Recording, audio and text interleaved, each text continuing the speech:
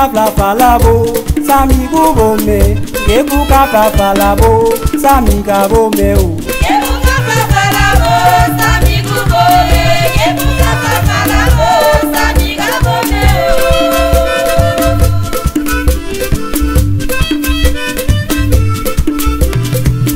Gebu kapla falabo, samigo bome.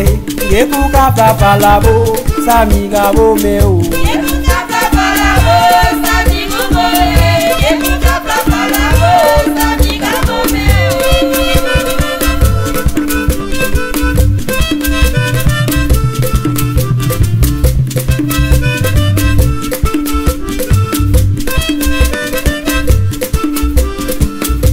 Sardinha carece, a ponte curedo. Sardinha já subi, as cabra falare. E tu cabra falaro, amigo bome.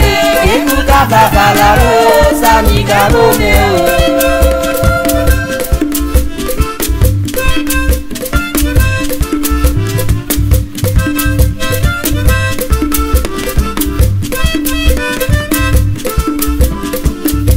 Sardinha carece, a ponte curedo.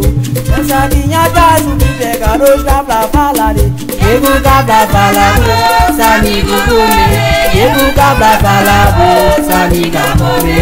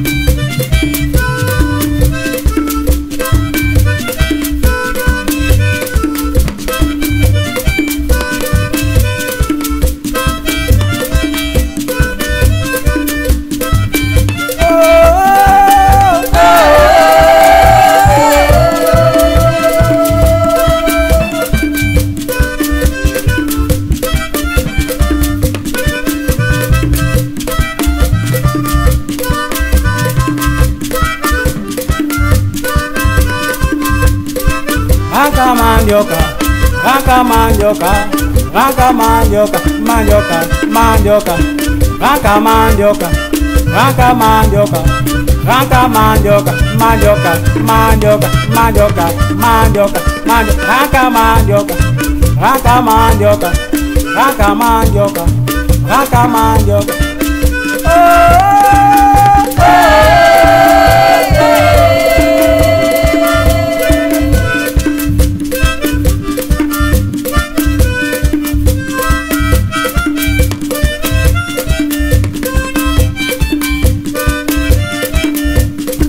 Ranca mandioca, ranca mandioca, ranca mandioca, ranca mandioca, mandioca, mandioca, ranca mandioca, ranca mandioca, ranca mandioca, mandioca, mandioca.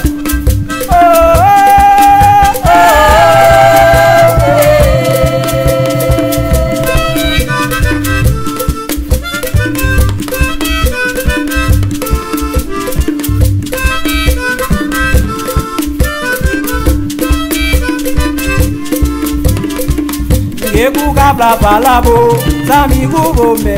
Gebu kapla falabo, samiga bome o. Gebu kapla falabo, samigo bome. Gebu kapla falabo, samiga bome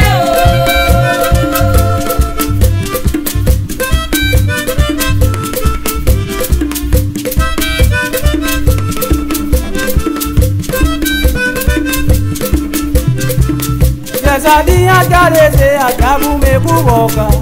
Sardinha carubi, a cabra falare. Gebu kapla falabo, samigo bome. Gebu kapla falabo, samiga bome.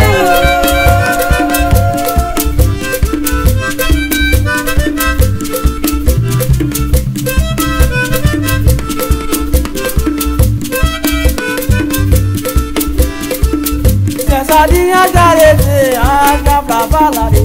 Sardinha carubi, a cabra me buboca. Gebu kapla falabo, samigo bome. Gebu cabra fala moça amiga bom meu. E na deve vai, e na capaga vai daqui. Deixa o saco aí, leve, leve. Uma que é só ele aqui. Na bugu vai, salamon boy.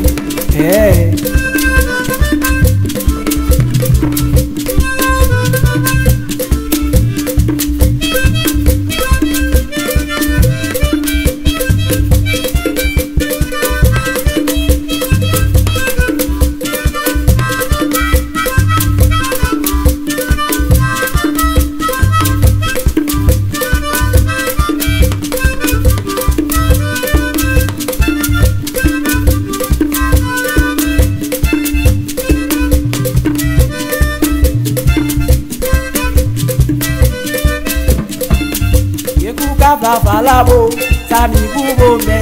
Yeku cabra fala bo, samiga bo meu. Yeku cabra fala bo, samigo bo me.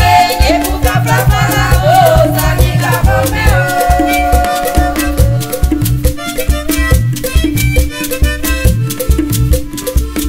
Pesadinha já desceu, essa vai falar de. Pesadinha já subindo, digo já comigo bom. Yeku cabra fala bo, amigo bom meu, Yeku cabra fala bo, amiga bom meu.